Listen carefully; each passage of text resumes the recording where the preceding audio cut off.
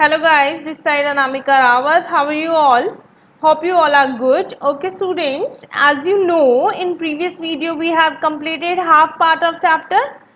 Now we will continue our chapter from cell wall. Cell wall से start करेंगे. Cell wall होता क्या है? Cell wall आपको सबसे पहले याद रखना है, हमारा प्लांट सेल में ही मिलेगा, एनिमल सेल में आपको सेल वॉल नहीं मिलेगा. और प्लांट सेल के अंदर दो मेम्ब्रेन होती है. Then first one is plasma membrane and second one is cell wall. Cell wall plant के अंदर ही क्यों मिलती है? लाइक हमारा ट्रीज है. ट्रीज क्या होते हैं? हमारी डेली लाइफ में एटमॉस्फेरिक फिनोमिना को फेस करते हैं. आपका जैसे सनलाइट हो गया, विंड हो गया, रेन हो गया, इस वजह से इसको क्या एक स्ट्रक्चरल स्ट्रेंथ देता है हमारा सेल वॉल, और एक रिजिडिटी देता है जो हमारे प्लांट और ट्रीज को बहुत ही जरूरी है. वरना वो क्या हो जाएगा, उसके जो सेल्स है, अगर उसके पास सेल वॉल नहीं होगी ना, तो सेल्स क्या है, डैमेज हो जाएंगे, और पूरे का पूरा ट्री हमारा क्या हो जाएगा, डैमेज हो जाएगा. इस वजह से हमारे जो ट्रीज है, प्लांट है, उनके पास क्या होती है, सेल वॉल होती है. होप यू आपको ये आ गया होगा. नेक्स्ट हम चलते हैं. जो सेल वॉल होता है वो किससे बना होता है? सेल वॉल हमारे जो सेलुलोज आपने पढ़े होंगे इन प्रीवियस क्लास, वो क्या होते हैं, सेलुलोज. सेलुलोज का काम क्या होता है? सेलुलोज का काम होता है हमारा स्ट्रक्चरल स्ट्रेंथ प्रोवाइड करना प्लांट को, है ना. सेलुलोज की वजह से क्या बनते हैं, हमारे सेल वॉल बनते हैं, एंड देन सेल वॉल से हमारा टिश्यू, एंड टिश्यू के बाद पूरा ऑर्गेनिज्म. ओके, नेक्स्ट हम आते हैं. When a living plant cell loses water through osmosis, there is a shrinkage of contraction of contents of cell away from the cell wall. It means जब भी हमारा plant है, जो प्लांट सेल होता है, वो क्या करता है, पानी को लूज करता है. पानी को कैसे लूज करेगा, हमारा कौन सा प्रोसेस होता है जो मैंने इन प्रीवियस क्लास में आपको बताया था. ऑस्मोसिस क्या होता है, हमारा एक प्रोसेस होता है जिसमें लिक्विड क्या होता है, हायर कंसंट्रेशन से लोअर कंसंट्रेशन जाता है. वही चीज इधर बताई गई है. तो आपका जो हमारा प्लांट होता है वो पानी को लूज करेगा, तो क्या होगा हमारा, इस पूरे प्रोसेस को क्या कहते हैं, प्लाज्मोलाइसिस. क्या कहते हैं, प्लाज्मोलाइसिस. ओके, आपको आ गया होगा ये. अगर इसके बाद भी अगर आपको कोई भी डाउट होता है तो इन कमेंट सेक्शन आप कमेंट करके बता सकते हैं. And one important thing is, मैंने आपको इस वीडियो के लास्ट में इंपॉर्टेंट क्वेश्चंस दिए हैं जो आपके एग्जाम पॉइंट ऑफ व्यू से मोस्ट इंपॉर्टेंट है. आप करना, सॉल्व करना नहीं आया तो आप क्या करेंगे, मेरे को कमेंट सेक्शन में मेंशन करके बताइए. स्टूडेंट्स, चैप्टर का यहाँ से स्टार्ट किया है तो प्लीज़ आप पहले पार्ट 1 देख लें, देन इस वीडियो में आए. अदरवाइज आपको ही प्रॉब्लम होगी चैप्टर समझने में, चैप्टर नहीं आ पाएगा. ओके, तो आपका बेनिफिट है, अगर आप पार्ट 1 देखेंगे तो आपको सेकंड पार्ट भी बहुत अच्छे से आ जाएगा. Now come to the point, that is nucleus. Nucleus होता क्या है स्टूडेंट्स? न्यूक्लियस हमारा, आपने देखा है एक सेल होगा, सेल के अंदर क्या होता है, एक सेंटर्ड में एक स्फेरिकल बॉडी होती है, राइट. उसको ही हम क्या कहते हैं, न्यूक्लियस कहते हैं. अब एक जो न्यूक्लियस होता है उसके पास अपनी एक मेम्ब्रेन होती है जिसे क्या कहते हैं, न्यूक्लियर मेम्ब्रेन. एक आउटर कवरिंग होती है जिसे हम क्या कहेंगे, यही न्यूक्लियर मेम्ब्रेन कहते हैं. ओके, अब न्यूक्लियर मेम्ब्रेन का काम क्या होता है? न्यूक्लियर मेम्ब्रेन में छोटे छोटे पोर्स होते हैं. पोर्स इट मीन्स होल्स होते हैं छोटे छोटे, जो क्या करते हैं, अलाउ करते हैं मटेरियल को अंदर जाने के लिए एक सेल के. ओके, देन हम आते हैं हमारा जो न्यूक्लियस है. न्यूक्लियस के अंदर ये जो मेन पार्ट है, न्यूक्लियस के अंदर हमारा क्या होता है, क्रोमोसोम्स होते हैं, है ना. क्रोमोसोम्स का क्या काम है, क्रोमोसोम्स आपकी कंटेन करके रखते हैं information in the form of DNA. किस चीज की इंफॉर्मेशन, आपकी जो inheritance of feature from parents to next generation. जो हमारा जो फीचर्स है, लाइक अगर आपके पेरेंट्स है तो आपके पेरेंट्स के फीचर्स आपके अंदर भी होंगे कुछ, है ना. तो वो कैसे आए, वो जीन्स के थ्रू आए हैं, बट ये जो जितनी भी इंफॉर्मेशन है वो डीएनए के फॉर्म में किसके पास रहती है, क्रोमोसोम्स के पास रहती है. और क्रोमोसोम्स के अंदर क्या होता है, हमारा डीएनए होता है. डीएनए भी क्या कैरी करके रखता है, हमारे genes. And the main thing is they carry genes which help in inheritance और transfer of character from parents to their offspring, है ना. अब इनका एक जीन्स का सबसे बड़ा मेन रोल है. जीन्स का कैसे रोल है, जीन्स क्या करता है बच्चे, जीन्स हमारा जो भी ट्रांसफर का काम होता है वो जीन्स का होता है. ओके, आपको समझ में आ गया. जो क्रोमोसोम्स है उसका क्या काम है, सिर्फ क्या करके रखना, इंफॉर्मेशन को कंटेन करके रखना इन the form of DNA. DNA भी हमारा क्या रखता है, जीन्स होती है उसके पास, और मेन काम जीन्स का ही है क्या करना, उनको ट्रांसफर करना एक जनरेशन से दूसरे जनरेशन से, है ना. होप आपको आ गया होगा ये सारा. नेक्स्ट हम क्या आएंगे, साइटोप्लाज्म में।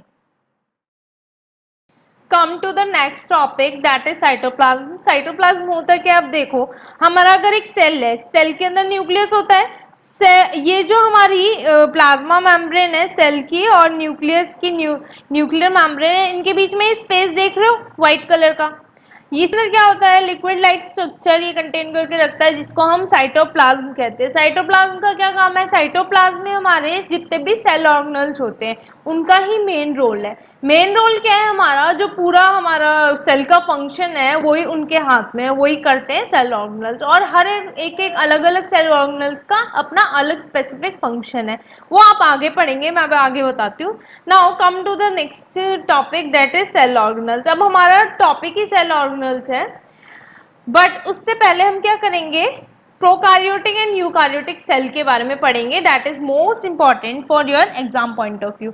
ये क्या है आपके लिए बहुत इंपॉर्टेंट होगा, एग्जाम में आएगा और आ भी सकता है, बहुत मोस्टली टीचर्स तो पूछते हैं ये। अगर हम बात करें प्रोकार्योटिक सेल की, मोस्ट प्रोकार्योट्स आर यूनिसेलुलर। इसमें क्या होता है, हमारे ज्यादा जितने भी प्रोकार्योट्स होते हैं यूनिसेलुलर होते हैं। यूनिसेलुलर का मैं एग्जांपल दूं तो आपको जैसे बैक्टीरिया हो गया, ब्लू ग्रीन एल्गी हो गया, ये क्या हो गया, यूनिसेलुलर में आ जाते हैं। अगर मैं यही यूकार्योटिक सेल की बात करूं तो most eukaryotes are multicellular.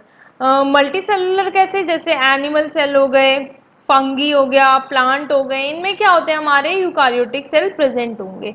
Next हम आते हैं जो प्रोकार्योटिक सेल है, उसमें क्या होगा आपका स्टूडेंट्स, सेल मेम्ब्रेन, जिसे सॉरी न्यूक्लियर मेम्ब्रेन नहीं होगा। न्यूक्लियर मेम्ब्रेन ना होने के कारण अब न्यूक्लियस भी हमारा नहीं होगा। अगर मैं वही बात करूं यूकार्योटिक सेल की, तो यूकार्योटिक सेल में न्यूक्लियर मेम्ब्रेन होता है, इस वजह से उसके अंदर न्यूक्लियस भी वेल डिफाइंड होता है, न्यूक्लियस भी आपको अच्छी तरह मिलेगा। अब हम फिर से आते हैं प्रोकार्योटिक सेल में। प्रोकार्योटिक सेल में क्या होगा हमारा, न्यूक्लियोलस एब्सेंट होगा, but in eukaryotic nucleolus is present. Okay students, आपको प्रोकार्योटिक सेल यूकार्योटिक सेल आ गया होगा। अब हम आते हैं नेक्स्ट अपना सेल ऑर्गेनल्स पे। सेल ऑर्गेनल्स की अगर मैं बात करती हूँ जहां पर, तो हमारा फर्स्ट सेल ऑर्गेनल क्या है हमारा, गोल्गी, सॉरी गोल्गी अपैरेटस नहीं है हमारा, फर्स्ट है हमारा endoplasmic reticulum. Okay, endoplasmic reticulum क्या होता है, देखिए एंडोप्लाज्मिक रेटिकुलम का स्ट्रक्चर कुछ लॉन्ग ट्यूब्यूल जैसा है, जो आपको इधर डायग्राम में दिखेगा। अगर ओके, तो एंडोप्लाज्मिक रेटिकुलम क्या होगा, वो भी फर्दर डिवाइड होगा टू पार्ट्स में, that first is RER and second is SCR. RER की फुल फॉर्म होती है हमारा रफ एंडोप्लाज्मिक रेटिकुलम, अगर एससीआर की बात करूं तो उसकी होती है स्मूथ एंडोप्लाज्मिक रेटिकुलम। अब आरईआर को रफ क्यों कहा गया है, हमारी बात इधर आती है, क्योंकि स्टूडेंट्स हमारा जो आरईआर होता है उसका जो सरफेस होता है उसके ऊपर क्या होते हैं, राइबोसोम्स होते हैं। राइबोसोम्स अटैच होने के कारण उससे क्या बोला है, रफ एंडोप्लाज्मिक रेटिकुलम। ओके, अगर इसका मैं मेन फंक्शन की बात करूं तो ये क्या करता है, प्रोटीन मैन्युफैक्चर करता है। क्या करता है, प्रोटीन मैन्युफैक्चर करता है, और उसको क्या करता है, सेंड करता है उन प्लेसेस पे जहां पर उसकी नीड होगी। बट अगर मैं नेक्स्ट में आती हूँ SCR, that is smooth endoplasmic reticulum. ये जो टॉपिक है बहुत इंपॉर्टेंट है, प्लीज ध्यान से सुनना। एससीआर की बात करती हूँ, स्मूथ एंडोप्लाज्मिक रेटिकुलम, तो इसका काम क्या है, इसका जो मेन वर्क है वो क्या है, lipids banana. Lipids it means fat molecules, उसको हम क्या कहते हैं, फैट मॉलिक्यूल्स भी कहते हैं। ठीक है, इन सब का ये काम पता चल गया। अब क्या होता है, protein and lipids help in building the cell membrane. अब सेल मेम्ब्रेन किससे बनती है, प्रोटीन और लिपिड से ही बनती है, जो हमारा एससीआर बनाता है, जो स्मूथ एंडोप्लाज्मिक रेटिकुलम। तो ये जो प्रोसेस होता है जिससे हमारी सेल मेम्ब्रेन बनती है, तो उस प्रोसेस को क्या कहते हैं, बायोजेनेसिस। क्या कहते हैं, बायोजेनेसिस, राइट। नेक्स्ट हम आते हैं अपना इसका, हाँ एक और जो मेन फंक्शन है किसका, हमारा एससीआर का। SER plays a crucial role in detoxifying many poison and drugs. अब हमारा क्या करता है, एससीआर की हेल्प से हमारा कोई भी पॉइजन हो गया हमारी बॉडी के अंदर या तो ड्रग्स हो गया, उसको क्या करता है, डिटॉक्सिफाई करता है, या तो कह सकते हैं हम उसके जो हार्मफुल इफेक्ट्स है उसको कम करता है। ओके, तो देख लो कितना ज्यादा इंपॉर्टेंट है ना ये। Okay students, next one is Golgi apparatus. आपको ऊपर वाला समझ में आ गया होगा। गोल्गी अपैरेटस आप अगर इधर फोटो में देख रहे हो तो गोल्गी अपैरेटस कुछ इस तरीके का होता है। अब इसका काम क्या होता है, गोल्गी अपैरेटस का कुछ काम नहीं है। ये जो हमारा लाइसोसोम्स है वो सेल को क्लीन कर देता है। कैसे? By digesting any foreign material. माना अगर हमारा एक सेल है, उसके अंदर कोई फॉरेन मटेरियल अंदर एंटर करने की कोशिश कर रहा है, तो अगर वो करेगा तो लाइसोसोम्स क्या करेगा, उनको पहले तो स्मॉल पीसेस पे ब्रेक डाउन करेगा, देन उसको डाइजेस्ट कर लेगा।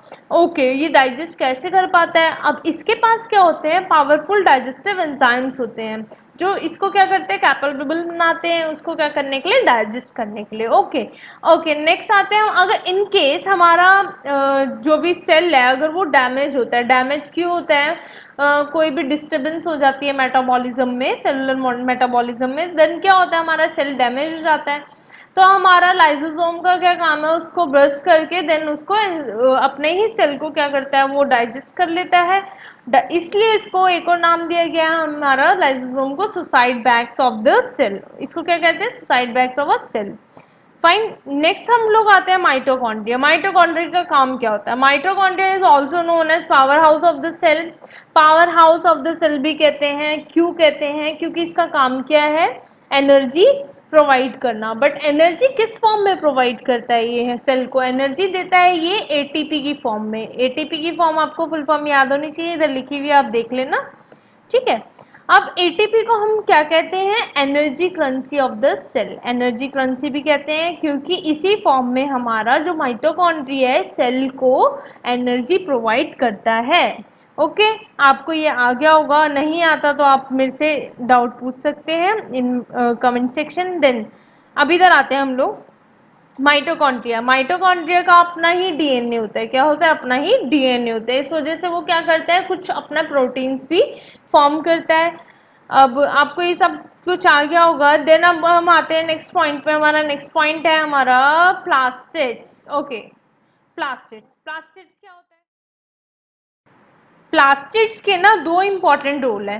पहला तो हमारा स्टोरिंग, स्टोर करने में चीज़ों को, वो मैं आगे बताऊंगी क्या चीज़ें स्टोर करके रखता है ये। और सेकंड है आपका फोटोसिंथेसिस में बहुत ज़्यादा बड़ा रोल है इसका। कैसे है? देखो, सबसे पहले आप बात करते हैं, there are two types of plastids. हमारे प्लास्टिड्स जो होते हैं उसके दो टाइप्स होते हैं। जो पहला होता है वो क्रोमोप्लास्ट होता है और दूसरा होता है वो ल्यूकोप्लास्ट होता है। अब जो क्रोमोप्लास्ट होता है, क्रोमोप्लास्ट हमारा हम कलर्ड प्लास्टिड कहते हैं इसे, क्योंकि इसमें कलर प्रेजेंट होता है। और ल्यूकोप्लास्ट हमारा कलरलेस होता है, या तो व्हाइट कलर का होगा, ठीक है। अब देखो हमारा, अगर हम बात करते हैं क्लोरोप्लास्ट की, तो क्लोरोप्लास्ट क्या होता है, plastic containing pigment chlorophyll are known as chloroplast. Plastid के अंदर एक पिगमेंट होता है क्लोरोफिल, जिसे हम क्या कहते हैं, क्लोरोप्लास्ट भी कहते हैं। क्लोरोप्लास्ट का एक मेन रोल है। क्लोरोप्लास्ट का क्या है, ये क्या करता है, जो आपकी लाइट एनर्जी है इसको किस में कन्वर्ट करता है, शुगर्स में, ताकि हमारे जो सेल्स हैं प्लांट के वो क्या करें, इजिली उसको ले सकें, ठीक है ना। किस में कन्वर्ट कर रहा है, लाइट एनर्जी को शुगर्स पे, ध्यान रखना, ठीक है। अब नेक्स्ट हम आते हैं, क्लोरोप्लास्ट का तो बता दिए, बहुत ज़्यादा इंपॉर्टेंस है फोटोसिंथेसिस में। उसके बाद हम बात करते हैं ल्यूकोप्लास्ट की। ल्यूकोप्लास्ट क्या है? ल्यूकोप्लास्ट हमारा, मैंने अभी स्टोरिंग की बात की थी स्टार्टिंग में, तो यही हमारा काम करता है। लाइक स्टार्च हो गया, ऑयल्स हो गया, प्रोटीन ग्रेन्यूल्स हो गए, इनको क्या करता है, स्टोर करके रखता है। ओके, नेक्स्ट हम लोग आते हैं, अभी हमने बात करी थी माइटोकॉन्ड्रिया में कि उसके पास क्या होता है, अपना डीएनए होता है। सिमिलरली हमारा प्लास्टिड्स के पास भी अपना क्या होता है, डीएनए होता है। Okay students, now come to the vacuoles. Vacuoles का मेन फंक्शन क्या है? इसका मेन फंक्शन है हमारा जो प्लांट है उसको क्या करना, रिजिडिटी प्रोवाइड करना, उसको सपोर्ट करना, है ना। और इसका सेकंड मेन फंक्शन है स्टोर करना। किस चीज़ को? एक तो वेस्ट मैटर को भी, और दूसरा न्यूट्रिएंट्स को भी ये स्टोर करके रखता है। और देन उसको क्या करता है, जैसे लाइक हमारे कॉम्प्लेक्स सब्सटेंसेस है तो उसको डिकम्पोज भी करता है। ओके, वैक्यूल क्या होता है, आपने देखा होगा, अगर आप देखोगे प्लांट सेल के अंदर और एनिमल सेल के अंदर, तो प्लांट सेल के अंदर हमारा क्या होता है, बड़ा वैक्यूल होता है, और हमारा एनिमल सेल के अंदर क्या होता है, छोटा वैक्यूल होता है। बड़े वैक्यूल होने के कारण हमारा जो प्लांट है या ट्री है वो क्या है, ज़्यादा रिजिड है। तो ये सारा जो काम है कौन कर रहा है, वैक्यूल कर रहा है, ठीक है। नेक्स्ट हम आते हैं अगर अमीबा के ऊपर। अमीबा क्या है, हमारा यूनिसेलुलर ऑर्गेनिज्म है। यूनिसेलुलर ऑर्गेनिज्म जो हमारा अमीबा है इसके लिए बहुत ज़्यादा इंपॉर्टेंट है। वैक्यूल क्यों है? अमीबा के अंदर वैक्यूल जो होता है, मैंने प्रीवियस क्लास में आपको पढ़ाया था, जो हमारा फूड जाता है वो वैक्यूल के अंदर जाता है। वैक्यूल के अंदर जाने के बाद वैक्यूल क्या करता है? डाइजेस्टिव एंजाइम्स रिलीज करता है, जिसके कारण वो जो फूड है वो डाइजेस्ट होता है, और जितना भी वेस्ट मटेरियल है वो हमारा वैक्यूल के थ्रू ही एक्सपेल आउट होता है। तो ये सारा काम वैक्यूल का ही है। तो ये हमारे अमीबा के लिए बहुत ज़्यादा इंपॉर्टेंट हो गया वैक्यूल। नेक्स्ट हम क्या आते हैं? चलो, ये तो हमारा चैप्टर कंप्लीट हो गया। अगर आपको अभी भी कोई डाउट है तो mention in comment box. Now come to the important questions. Important questions देखेंगे तो ये आपके एग्जाम पॉइंट ऑफ व्यू से बहुत ज़्यादा इंपॉर्टेंट है। आप इसको सॉल्व करना, अगर आपको डाउट आता है तो देन पूछना। ओके, अगर आपको सेशन अच्छा लगा हो देन